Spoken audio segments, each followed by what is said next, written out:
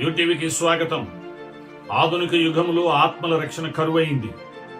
సనాతన కాలములో, పూర్వకాలములో ఆత్మల రక్షణ కొరకు లేక ఆత్మల ప్రదర్శన కొరకు ఎంతో మంది సామాజిక జీవితాన్ని వదిలిపెట్టి హఠయోగం పుచ్చుకునేవారు. అడవుల్లో, గుహలలో, కొండల్లో, లోయల్లో ప్రవేశించి ఆత్మ సాక్షాత్కారం కొరకు వారు ఎన్నో తపస్సులు చేసేవారు, ప్రార్థనలు చేసేవారు.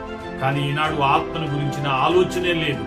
శరీరానికి కావలసిన బట్ట, కడుపుకు కావలసిన ఆహారము, కావలసినటువంటి సౌకర్యాలు, వీటన్నిటి కొరకు మానవుడు పరిగెడుతూ ఉన్నాడు.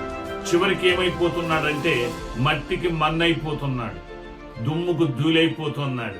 కనుక ఇది గ్రహించారా మీరు? ఈ ఆధునిక కాలమును కూడా ఆత్మల రక్షణ గురించి తెలుసుకోలేకపోతున్నారు.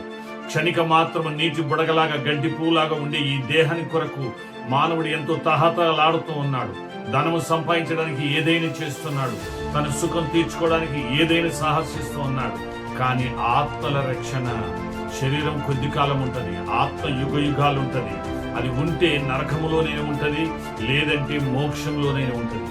మోక్షం చేరుకోవాలంటే సత్యం తెలుసుకోవాలి. నీ యొక్క పాపమునికి విడుదల, విమోచన తెలుసుకోవాల్సి వస్తుంది. ఈ శరీరం కొరకు నువ్వు ఎంత పోరాడుతున్నావు, ఇది శాశ్వతం కాదని తెలుసుకో.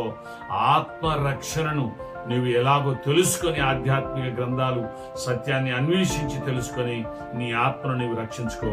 అప్పుడు నీకు ముక్తి, మోక్షం దొరుకుతుంది.